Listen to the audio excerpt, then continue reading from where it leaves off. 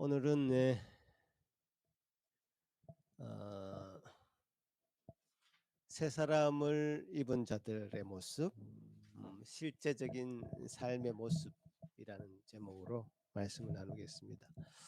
잔인한 4월이 지나가고 이제 찬란한 봄의 계절 5월이 되었습니다. 새로운 달을 맞이하면서 우리도 급변하는 삶의 환경을 맞이하고 있는 것 같습니다. 겨울처럼 꽁꽁 얼어붙었던 이제 바이러스의 광풍도 이제는 조금 잠잠해지고 있는 것 같습니다. 요즘의 화두는 이제 리오픈입니다. 죽었던 경제도 살아나야 되겠고 이제 너무 답답해서 다시 열으라고 데모까지 하는 상황이니 다시 열기는 열어야 될 것 같습니다만 여는 것도 어느 정도 절차가 필요한 것 같습니다. 구체적인 생활 방역 지침을 잘 따라야 할 것 같습니다. 1930년대 이제 대공황이 일어났을 때 그때 정부는 3R이라는 단계를 밟아서 그 상황을 대처했습니다. 3R은 아, relief 이제 구제죠, 구제, relief. 두 번째는 recovery 회복. 그 세 번째는 reformation 개혁. 이 세 단계에 따라서 그 정부가 대처를 해야 했었습니다. 그러니까 첫 번째 절차가 릴리프죠. 구제. 그러니까 미국뿐만 아니라 지금 캐나다 정부 뭐 각국의 나라들이 자국의 백성들이 코로나 상황을 잘 견딜 수 있도록 막대한 자금을 풀었습니다. 그야말로 유사 일의 최고의 자금을 풀었죠. 제가 비유하자면 큰 웅덩이에 사람들이 빠져 있는 상황이라고 할까요? 그 웅덩이에 빠져 있는 사람들에게 지금 가장 필요한 것은 구원의 밧줄을 던져서 이제 건져내는 일이 필요합니다. 지금 마구 이제 밧줄을 던져서 사람들을 건져내야 될 때죠. 자, 그다음에 건져낸 다음에는 뭘 해야 될까요? 사람들을 빠뜨린 그 구덩이를 흙이나 시멘트로 다시 메꾸는 일을 해야 될 것입니다. 이제 복구가 필요합니다. 회복이 필요합니다. 그 이제 리커버리죠. 자, 그 구덩이가 이제 메꿔진 다음에 이제 뭘 해야 될까요? 아, 그 구덩이가 왜 생겼을까? 그 구덩이가 다시 생기지 않도록 어, 새로운 시스템을 만드는 일이 이제 필요한 것입니다. 그것을 이제 리포메이션, 개혁이라 이렇게 부르죠. 그래서 3R입니다. 다시 한번 말씀드리면 구덩이에 빠진 사람을 구하는 일, 릴리프, 구제를 해야 되죠. 그 다음에 구덩이를 메꾸는 일을 해야 됩니다. 리커버리죠. 그 다음에 그 구덩이가 빠지지 않도록 어떻게 해야 될 건가? 장기적인 계획 가운데 체계를 세워야 됩니다. 그것이 리포메이션입니다. 그러니까 시간적인 상황을 따져보자면 구제는 아, 매우 즉각적인 시급성을 요구합니다. 바로 시행해야 되죠. 그래서 아, 지금 아주 천문학적인 숫자에 돈을 풀어서 정부가 나서서 사람들에게 돈을 줘가면서 제발 살아 있어라 이제 이렇게 하는 것이죠. 근데 리커버리는 시간으로 따지자면 릴리프라는 그 구제보다는 더 시간이 걸리는 일이죠. 중단기의 계획을 세워서 해야 되는 일입니다. 자, 그다음 단계 리포메이션 계획은 매우 시간이 걸리는 일입니다. 이제 사회 구성원의 상황과 경제 환경에 맞게 적용하려면 사회의 다양한 의견을 수렴해야 되고요. 체질을 개선하는 작업이 필요합니다. 새로운 삶의 방식을 우리가 요구받습니다. 가령 이런 것이죠. 계속해서 바이러스는 찾아올 것인데 이제 이 확산이 되게 하지 않으려면 우리는 재채기를 어떻게 해야 된다. 손을 얼마나 자주 깨끗이 씻어야 되고 마스크 하는 거 참 꺼렸는데 이제는 어, 그거 꺼려서는 안 된다. 감기라도 걸리면 필수적으로 해야 되는 것. 뭐 이런 어떤 사회적으로 전체적으로 공감할 수 있는 한에서 체질 개선이 필요할 것입니다. 제가 뭐 리오픈 프로세스를 강의하려고 하는 것은 아니고요. 이런 내용들을 우리 영적인 상황에 한번 적용해 보고 싶습니다. 우리의 구원의 도리에 비슷하게 적용할 수 있는 부분이 있다고 생각이 듭니다. 사람들이 구원의 도리를 이야기할 때 포커스를 맞추는 것은 내가 그리스도인이 된 것에 관한 것이 대부분의 분량을 차지합니다. 어떤 사람은 매우 극적인 변화를 겪으면서 그리스도인이 되었다고 했을 때에 그 경험은 그 인생의 향방을 좌지우지하는 것이어서 그 인생에서 잊을 수 없는 이정표가 되기도 합니다. 중요하죠.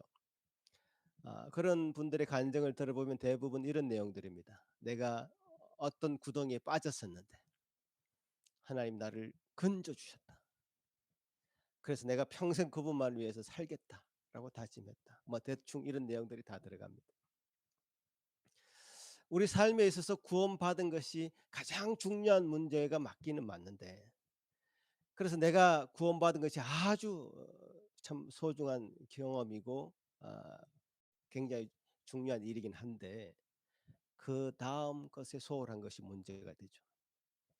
구원받은 이후에 그럼 내가 빠진 그 구덩이를 메우는 작업을 하고 있는지, 다시 그 구덩이가 만들어지지 않으려면 어떻게 해야 하는지에 대한 이야기는 광범위하게 나오지 않고 있다는 사실이죠. 다시 말씀드리자면 사람들은 구원의 적각성에만 초점을 맞추기 때문에 자꾸만 그때 그 시절 이야기만 한단 말이죠. 자꾸 과거 이야기를 한단 말이죠. 내가 과거에 이런 경험을 했다는 둥, 나는 이런 사람이었다는 둥, 상황을 보면 절대로 자기가 잘나서 구원을 받은 것이 아님에도 불구하고 그 어떤 진한 경험을 한 것이 자랑이 되고 있고, 그 경험 외에는 지금 어떤 구원받은 자의 모습 보이지 않는다는 사실이죠. 그래서 지금은 어떻게 살고 있습니까? 그것에 대한 대답이 시원찮다 이 말이에요. 어떤 분은 최근에 만난 어떤 분은 자기가 아주 과거에 아주 신앙생활 열심히 했다는 겁니다. 자기 친구들도 열심히 했고 후배들도 열심히 해서 지금 그 교회가 10,000명이나 모인다고. 그래서 지금 어떻게 사십니까? 교회 안 나갑니다. 상처를 엄청 받았다는 거예요. 특히 목사들에게 상처를 받았다는 겁니다. 교회가 다 개혁을 해야 된다는 겁니다. 지금 교회도 안 다니는 분들한테 개혁이라는 말을 들으니까 내가 너무 황당하더라고요. 아 구원의 그 적각성, 아주 긴급한 시급한 적각성도 있지만요. 점진성도 있습니다. 그래서 우리가 구원을 이루어 가라고 말을 합니다. 눈물을 줄줄 흘리면서 구원받은 감격을 고백하면서 새로운 결단을 하는 일도 필요하고, 그 이후에 중장기적으로 우리의 삶을 어떻게 리커버리 할 것인가, 그리고 어떻게 리폼 할 것인가에 대한 이야기가 나와야 된다 이거죠. 구원받은 자의 그 회복된 삶의 자세가 필요한 것입니다. 구원받은 자의 삶의 모습이 구체적으로 삶 속에 어떻게 적용할 것인가 하는 새로운 삶의 시스템이 필요한 겁니다. 삶의 적용이 필요한 것입니다. 계획은 과거의 삶의 모습을 버리고 새롭게 판을 짜는 것입니다. 새로운 성도의 모습으로, 새로운 인간의 모습으로 살아가는 그런 구체적인 것이 필요한 것이죠. 요즘 나라에서 돈을 주는 그 릴리프 아주 언급하게 주죠. 어, 나라에서 죽지 말고 살아야 된다고 2,000불씩 뭐 주죠. 음, 사실 요즘 어떤 분도 그렇게 얘기하셨습니다마는 유급 휴가를 받는 것 같다. 정말 좋다 캐나다. 짱이다. 어. 근데 평생 나라가 그렇게 해 주지 않습니다. 기한이 정해져 있습니다. 시급하게 행한 일입니다. 바이러스는 또 나타날 것이고, 그러면 우리가 팬데믹의 상황에 다시 빠지지 않으려면 우리가 실천해야 될 내용이 참 많아지는 것이죠. 그래서 뭐 소셜 디스턴스를 유지하는 이 생활이 아주 오랫동안 강조될 것이고 우리 생활 습관에 굉장히 중요하게 자리 잡을 것입니다. 어떤 문화로 만들어 가야 갈 것입니다. 그게 인제 어떤 리포메이션이죠. 리폼하는 것이죠. 그래서 오늘 본문의 이야기도 다른 것이 아니고요. 새로운 시대에 대한 이야기고 우리가 옛사람을 버리고 새 사람을 입었을 때 새로운 사람들의 삶의 방식을 말씀하시는 것이죠. 개혁된 사람들의 생활의 태도를 말씀하시는 겁니다. 이건 시간이 걸리는 일입니다. 다시 말씀드리자면. 시도하지만 실패하고 또 적용하려고 노력해야 되고 또 실패하고 하는 일이 반복될 것입니다. 하지만 꼭 감당해야 될 영역인 것이죠. 그래서 오늘 사실 몇 가지만 제가 말씀드리겠습니다. 첫 번째는 거짓을 버리고 각각 그 이웃과 더불어 참된 것을 말하라. 이는 우리가 서로 지체가 됩니다. 자, 거짓을 버리라. 여러분 얼마나 거짓말을 많이 합니까? 뭐 손 들어 보라 하면 드실 분이 있는지 모르겠습니다. 아니요, 난 안 하는데요. 어떻게 우리가 거짓을 말할 수 있습니까? 말할 수 있습니다. 그러니까 여러분 잘 생각해 보십시오. 평소에는 잘 안 하는 것 같습니다. 솔직히 말씀드리면. 할 이유가 별로 없죠. 그런데 아주 급한 상황에 몰리면 하게 됩니다. 자기도 모르게 툭 튀어나와 버립니다. 거짓의 아비는 사탄이죠. 사단은 다른 말로 거짓의 아비죠. 태초 인간에게 사단은 아주 교묘한 거짓말을 합니다.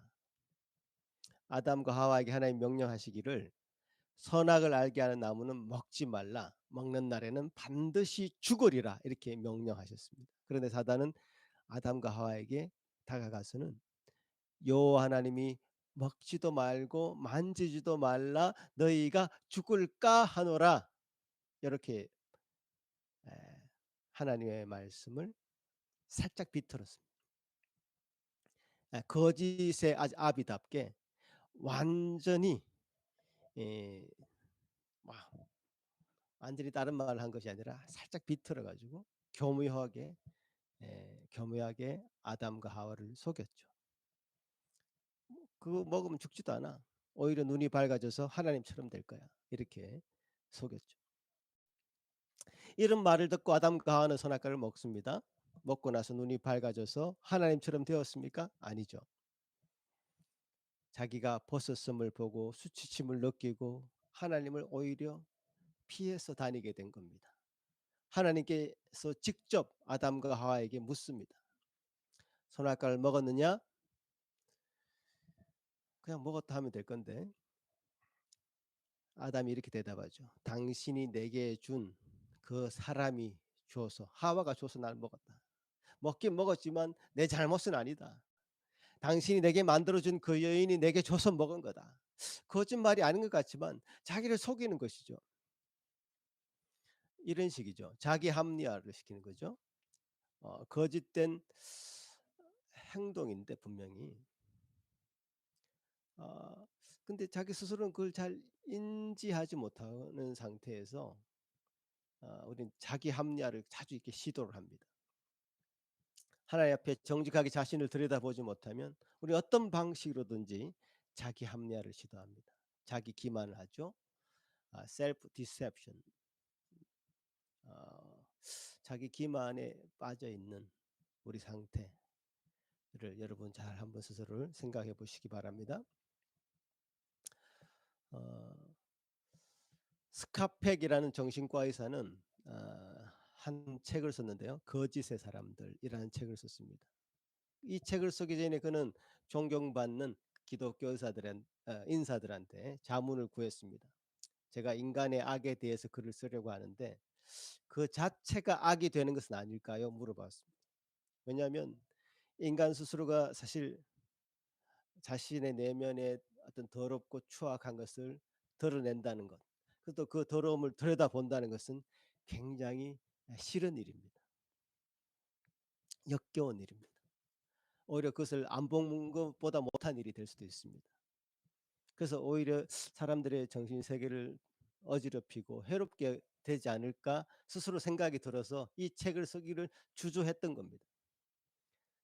스캇백이 쓴 그 거짓의 사람이라는 책은 인간의 어떤 내면에 감추고 자기 합리화를 통해서 어 감추고 있는 어떤 자아의 그 악에 대해서 막 집요하게 파들어가거든요.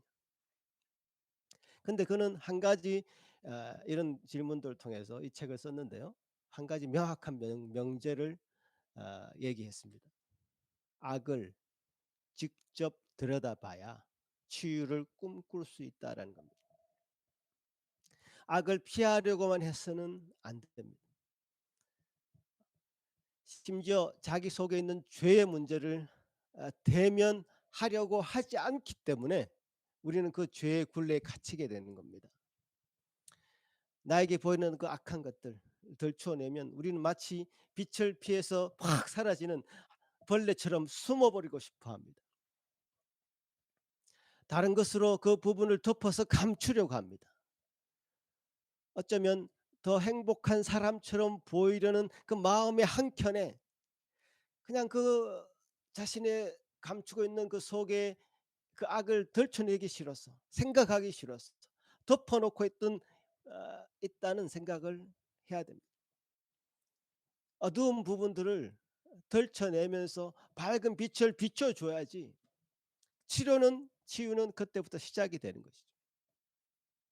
근데 우리는 그렇게 우리 스스로의 죄에 대해서 악에 대해서 대면하는 것을 두려워합니다. 우리는 자주자주 우리의 마음을 들킵니다. 우리는 악한 사람들을 정말 미워하기는 정말 쉽습니다. 손가락질하기 쉽죠. 얼마나 악한 댓글들을 많이 사람들이 답니까? 지적하기는 너무 쉽습니다. "교회 개혁해야 된다." 그분이 하신 말씀처럼 너무 쉬운 말입니다. 그러나 자신이 주님 앞에 서서 자신 속에 감추어진 그 악을 들추어내는 것 정말 힘듭니다. 이런저런 핑계로 교묘하게 감추어져 있는 자신의 악을 하나님 앞에 정직하게 바라만 볼 수만 있다면 그 사람은 정말 하나님의 사람입니다. 하나님 앞에서만 이 거짓의 문제를 해결할 수 있습니다. 자신 속에 있는 악의 문제를 거절하지 말고 대면해야 됩니다. 그리고 그 문제를 해결해 주시는 하나님을 만나야 합니다. 그리고 그것이 우리 삶을 회복하고 새 사람으로의 삶에 있어서 매우 중요한 첫 단추가 될 것입니다. 여기서 시작하지 않으면 다른 모든 스텝들이 엉키게 됩니다. 여러분 스스로에게 있는 여러분의 모습 앞에 하나님 앞에 거짓된 모습, 죄의 모습 정말 다 드러내시고 발가벗기시고 하나님이 원하시는 그런 사람으로 나아가는 첫걸음을 떼시기를 바랍니다. 두 번째는 이제 분을 내어도 죄를 짓지 말며 해가 지도록 분을 품지 말라고 하십니다. 이번 주에 사무엘상 말씀을 읽는데 사무엘상 23장에 나오는 그 다윗이 그 일날을 돕는 이야기에서 한참 멈췄습니다. 제가 대략적으로 좀 말씀을 드리면 다윗이 사울 왕으로부터 피해서 도망 다니고 있을 때였습니다. 다윗은 자기 군사 600명 정도를 이끌고 이리저리 정처 없이 사울 왕을 피해서 도망 다니고 있을 때였습니다. 그런데 그 일라라고 하는 지방에서 이 지방에서 자기 동족이죠. 유대 민족입니다. 지방에서 어떤 블레셋이라는 나라가 쳐들어와서 막 괴롭히는 겁니다. 지금 추수해 놓은 그 타작해 놓은 것을 노략질해 가는 거죠. 훔쳐가는 겁니다. 그 소식을 들은 다윗은 자기 동족이 이렇게 고통을 당하는데 내가 그냥 있을 수 없다. 도와주고 싶은 마음이 들었던 거죠. 어떤 이스라엘의 어떤 목자로서의 모습이 드러난 거죠. 근데 이 다윗의 부하들은 절대로 반대합니다. 아니 지금 어떤 시기인데 우리가 그 전쟁에 나갑니까? 지금 사울이 눈을 부릅뜨고 지금 다윗을 찾아다니고 있는데 우리 스스로의 위치를 드러내는 일이 됩니다. 안 된다면 이제 부하들이 반대를 하죠. 그러니까 다윗은 아 이럴 때 어떻게 결정해야 될까? 부하들은 저렇게 반대하고 객관적인 상황을 봐도 그 전쟁에 참여하면 자신의 위치가 노출되어서 사울 왕이 군대를 이끌고 쳐들어올 것이 뻔한데 어떻게 이 문제를 해결하냐면 하나님께 기도함으로 해결하죠. 하나님 어떻게 해야 되겠습니까? 하나님이 도와주라 응답을 하시죠. 부하들이 반대했지만 하나님의 응답을 받은 다윗은 그일라를 도와주었고 블레셋을 물리쳐 버립니다. 자, 근데 그 우려했던 부분이 터집니다. 다윗의 위치가 노출될 수밖에 없죠. 사울 왕이 이때다 싶어서 군대를 이끌고 다윗을 잡으러 그일라로 출동을 합니다. 자, 위기가 닥쳤는데요. 자, 그 그일라의 주민의 태도는 어땠을까요? 자기가 지금 노략질 당하고 블레셋에서 침략을 당하고 있는 상황에서 다윗을 다윗 군대가 자기들을 도와줬는데 여러분 같으면 어떻게 하겠습니까? 그일라 주민이라면 다윗을 도와주려고 생각하지 않았겠습니까? 그런데 그렇지 않았습니다. 사울 왕이라고 하는 더 큰 힘을 가진 자가 다윗을 잡으러 이제 그일라로 올 때 그일라 주민들은 생각했습니다. 예전에 다윗을 도와준 노업의 제사장들이 몰살당했던 일을 기억합니다. 다윗이 우리를 도와준 건 맞는데 지금 더 큰 힘이 우리한테 와서 다윗을 내놓으라고 하면 우리가 사울 왕을 맞설 힘은 없다. 용기가 나지 않는다. 그래서 분명히 그일라 그 백성들이 이 다윗을 넘겨줄 것이라는 생각이 드는 그 순간 다윗은 다시 하나님 앞에 기도를 하죠. 그일라 백성들이 자기를 넘기겠습니까? 넘기지 않겠습니까? 하나님이 응답합니다. 넘길 것이다. 하나님의 응답은 그거였습니다. 하나님은 그 그일라 백성들이 다윗을 배신하고 자신을 들 도와준 그 다윗 왕을 다시 배신해서 사울 왕에게 넘길 것을 알고도 그 백성에게 갔던 것이죠. 세상은 그렇습니다. 세상의 힘을 의지하게 되고요. 어떤 정치적인 행동을 합니다. 하나님의 응답을 받은 다윗은 또 다른 지역으로 묵묵히 향하죠. 그일라 백성들의 행동은 은혜를 원수로 갚은 것입니다. 보통 사람 같았으면 아마 화가 나서 그일라 지역을 떠나기 전에 그 백성들을 다 쳐서 죽이고 분이 일어나서 참을 수 없었을 것입니다. 그러나 다윗 왕은 참 다윗 왕이었습니다. 조용하게 무릎을 꿇어서 그 분을 가라앉히고 하나님의 뜻을 물었습니다. 아마 이런 상황이 예수님이 붙잡히셨을 때에 모닥불에서 예수님의 이름을 세 번이나 부인한 그 베드로의 모습을 연상시킵니다. 십자가에 못 박아라 못 박아라 외치는 군중의 소리를 듣는 것 같습니다. 아마 그 배신감이라는 것은 치를 떨을 수밖에 없는 그런 상황이죠. 다윗의 군사들은 어떻게 반응했을까요? 아니, 성경에는 지금 기록되어 있지 않습니다. 이처럼 기운 빼는 일이 있을까요? 실컷 물에 빠진 사람을 도와줬는데 내 보따리 내놔라는 식인데 다윗의 부하들은 참 우리가 모시는 이 죽은 다윗은 너무 어리석다. 바보 같다. 속으로 생각했을지 모르겠습니다. 그러나 나중에 사실 사울 왕이 무너지고 다윗이 왕이 될 때 이 그일라의 소식이 다른 지역에 흩어져 있는 유다 백성들에게 전달되지 않았을까요? 저는 분명히 전달됐을 거라고 생각합니다. 나중에 왕이 될 때 이 일은 오히려 지금 다윗은 우리의 정말 목자다. 정말 우리의 왕이다라고 하는 더 깊은 감동을 주었을 가능성이 많습니다. 실패한 것처럼 보였겠지만 억울하게 배신당하는 것처럼 보였겠지만 실패한 것이 아니었죠. 하나님은 다윗을 더 큰 그릇으로 만들어 가고 있었던 것입니다. 왜 여러분에게 분이 나는 일이 없겠습니까? 화가 나서 성을 버럭 내는 일이 없겠습니까? 분노라는 것도 하나의 우리 인간이 가지는 감정 중에 하나이죠. 분이 여러분 하나도 없는 분이 있습니까? 화가 하나도 한 번도 나지 않는 분이 계십니까? 그는 그 감정의 어떤 부분이 망가진 것이지 그 정상적인 사람이 아닙니다. 분노가 없다는 말은 어떤 부분 때문에 그 분노가 억눌려 있는 것이지 진짜로 분이 생기지 않는 사람은 없습니다.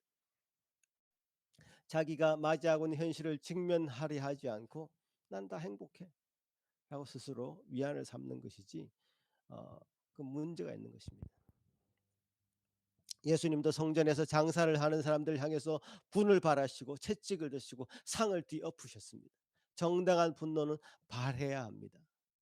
그러나 그것이 죄를 짓는 일이 되어서는 안 된다고 말하는 것이죠.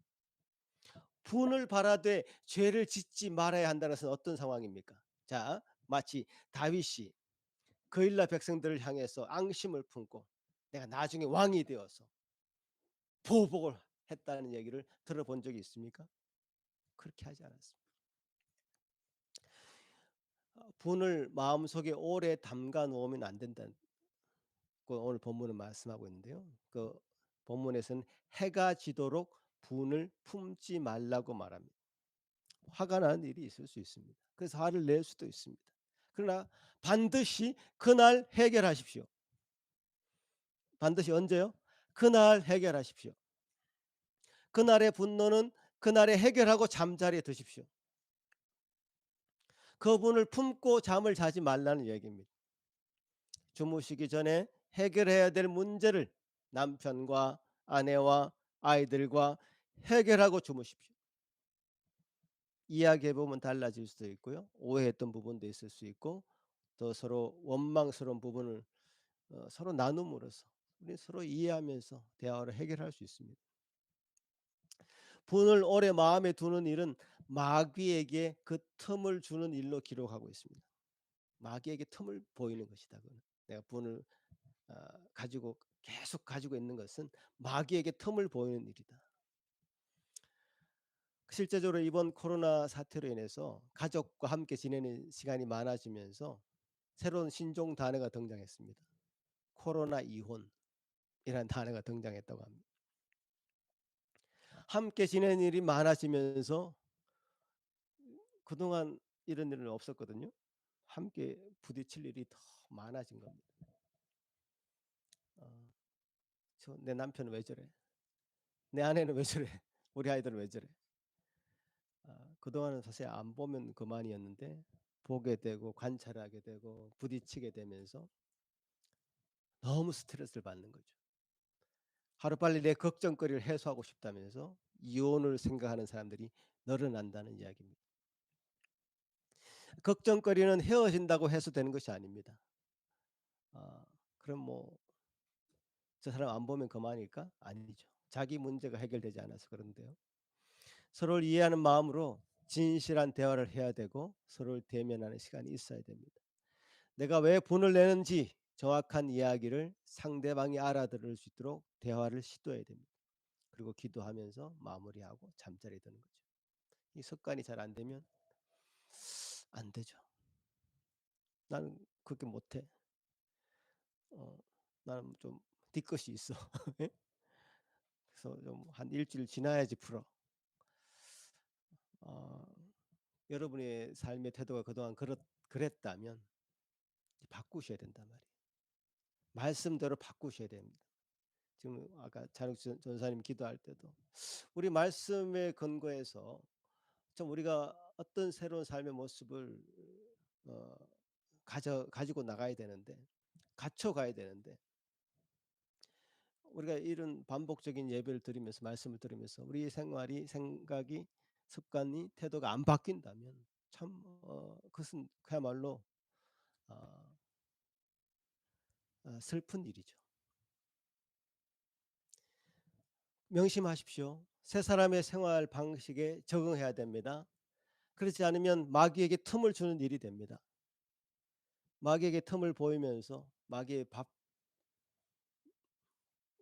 먹이, 예, 마귀의 먹이 노릇을 해서는 안 될 것입니다.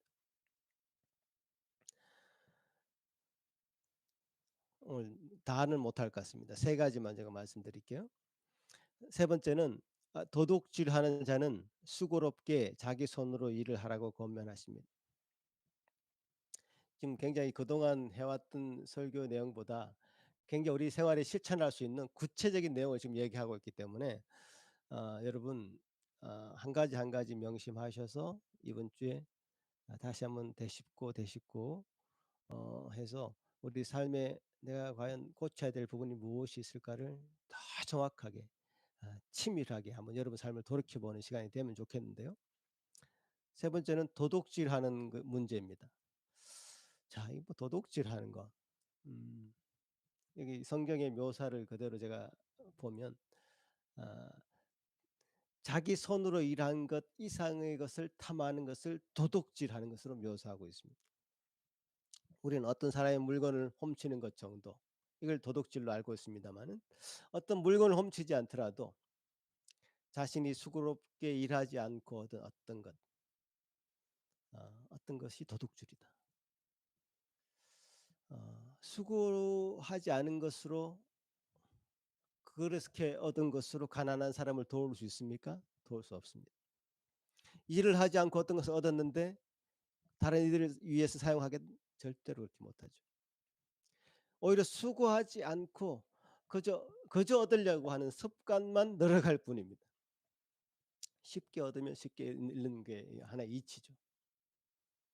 수고하지 않고 그냥 살아가는 거, 그게 하나의 생활 습관이 될 수도 있습니다. 근데 그것을 도둑질로 해석했다는 거, 도둑질한 측면으로 해석했다는 것이 매우 특징적이죠.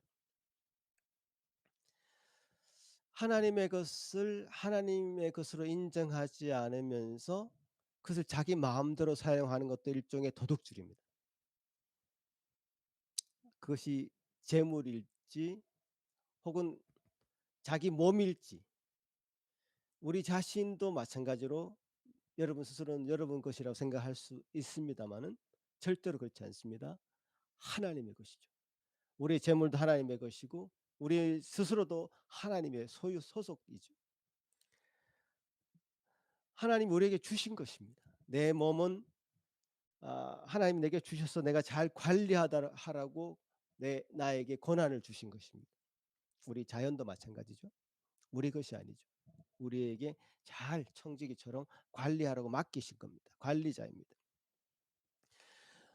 그러니까 몸을 잘 관리하지 않는 것도 일종의 도둑질입니다. 재물도 그렇죠. 원래 하나님의 것인데 그것을 내가 관리하고 있는 것인데 그걸 잘 관리하지 않고 내 것처럼 마음껏 쓴다. 도둑질입니다. 말라기에서는 대놓고 하나님께 마땅히 드려야 할 것을 드리지 않는 것을 도둑질이라고 말씀하고 있습니다. 어떤 유형의 것을 도둑질할 수도 있지만 무형의 것, 보이지 않는 것도 도둑질할 수 있습니다. 사람의 마음을 유혹해서 빼앗는 것도 일종의 도둑질입니다. 도둑질하는 사람들에 대해서 경고하는 말씀을 제가 에스겔 말씀에서 이런 구절을 읽었는데요. 에스겔 13장에 보면 주 여호와의 말씀에 본 것이 없이 자기 심령을 따라 예언하는 어리석은 선지자에게 화가 있을진저, 여호와께서 말씀하셨다고 하는 자들이 허탄한 것과 거짓된 점괘를 보며 사람들에게 그 말이 확실히 이루어지기를 바라게 하거니와 그들은 여호와가 보낸 자가 아니라 너희는 말하기를 여호와의 말씀이라 하여도 내가 말한 것이 아닌적 어찌 허탄한 묵시를 보며 거짓된 점괘를 말한 것이 아니냐. 그러므로 주 여호와께서 이같이 말씀하셨느니라. 너희가 허탄한 것을 말하며 거짓된 것을 보았은즉 내가 너희를 치리라. 주 여호와의 말씀이니라. 어, 이 거짓 선지자들은 사람들의 마음을 도둑질해 갑니다. 요즘 SNS가 발전해서요, 온 세상의 사람들의 말을 우리가 들을 수 있습니다. 거짓말로 유혹하는 선전선동하는 방송이 너무나 많습니다. 근데 문제는 그 말을 듣고 그 말에 혹 빠지는 사람들이 있다는 사실이죠. 그렇게 빠지는 사람이 있으니까 더 맛을 들여 가지고 사람들이 더 거짓말로 선전선동을 합니다. 이 에스겔서에서도 하나님이 경고하죠. 나는 그렇게 얘기한 적이 없는데 자기 심령을 따라서 예언한 어리석은 선지자에게 화가 있을 것이다. 내가 말한 것이 아닌지 어떻게 그것이 하나님의 말씀이라고 얘기하고 선포하느냐. 최근에 있었던 일인데요. 밴쿠버의 어떤 목사님이 중국 우한에 중국 공산당에 의해서 피바다가 될 거다. 지금 피바다가 되고 있다. 뭐 이 이야기를 여기저기 퍼뜨리고 다녀서 그 밴쿠버 목사의 임원들이 자제하도록 요청을 했는데요. 오히려 임원들 나무랬습니다. 도대체 뭐 하고 있냐고 이런 식으로. 어떤 망상을 본 건데요. 하나님이 보여주신 것으로 말씀하신 것으로 받아들인 겁니다. 한국에도 그런 사람들이 엄청 많습니다. 근데 한 귀로 듣고 한 귀로 흘렸으면 좋겠는데 성도들이 마음을 빼앗긴다는 사실이죠. 도둑질하는 자들이 마음을 훔치는데 아주 교묘한 방법을 쓰기 때문에 넘어갈 수밖에 없습니다. 뭐 신천지 이단도 마찬가지고. 여러분 도둑질 해서는 안 됩니다. 또한 도둑질 당하지도 말아야 됩니다. 어, 주님께서 주시는 말씀 위에 든든히 서는 여러분 되시기를 바랍니다. 오늘 뭐 너무 많이 말씀드리면 체할까봐 요 정도만 하겠고 다음 주에 그 이어서 제가 좀 더 말씀드리겠습니다. 한 절 한 절이 우리가 정말 우리의 생활이 되고 습관이 되는 그런 말씀이 되기를 바라고요. 인간은 참 상황에 빨리 적응하는 것 같습니다. 이렇게 화면으로 영상으로 예배하는 이 시간이 참 좋은데요. 저도 이제 적응이 되는 것 같고 여러분도 좀 적응이 되는 것 같습니다. 그래 이렇게 하다가 '현장 예배로 다시 돌아갈 수 있을까?'라는 생각도 들어요. 어 현장 예배로 가면 시간도 두 배나 걸리고 번거롭죠. 이제 꾸미고 이제 입고 다 가야 되고. 아 어떤 여론조사에서는 인제 '앞으로 영상으로 예배드리는 이게 하나의 또 대세가 될 거다.' 이런 예상도 하고 있습니다. 근데요. 아까 제가 설교 시간에도 말씀드렸지만 쉽게 얻으면 쉽게 이룰 수 있다는 것도 기억해야 됩니다. 수고로이 얻은 거 더 값진 것이 될 수 있음을 기억해야 됩니다. 리오픈 이 화두가 된 요즘에 정말 우리가 언제 다시 어 현장 예배로 돌아갈까를 생각하면서 기도하지 않을 수 없습니다. 여러분 함께 제가 만나 뵙지는 못하지만 서로서로 정말 잘 돌아보는 그래서 서로 안에 있는 문제 가운데 하나님이 해결해 주신 은혜를 누리시는 말씀 가운데 든든히 서시는 모든 성도들 되시기를 다시 한번 간절히 바랍니다. 기도하겠습니다. 아버지 하나님 감사합니다. 우리에게 주신 귀한 복된 날 주님 말씀 위에 우리가 든든히 설 수 있도록 이 말씀의 시간 허락하여 주시니 감사합니다. 아, 우리의 연약한 모습들, 부족한 부분들 다시 한번 말씀을 통해 비춰보게 하시고 말씀으로 조명받게 하시고 정말 거짓된 것, 악한 부분이 있다면 밝은 세상으로 드러내게 하시고 하나님을 대면하여 만나게 하여 주시고 우리 삶의 태도가 온전히 바뀌게 하시고 개혁되게 하시고 믿음으로 한 걸음 한 걸음 온전히 나아가는 저희들 산길교회 모든 성도들 되게 하여 주시옵소서. 아버지 하나님의 은혜를 따라서 살아가는 모든 한 사람 한 사람 한 가정 가정 될 수 있도록 도와주옵소서. 어려움 당하는 모든 그 심령들 위에 하나님의 큰 위로가 있는 이날 되될 수 있도록 도와주옵소서. 예수님 이름으로 기도합나이다. 아멘.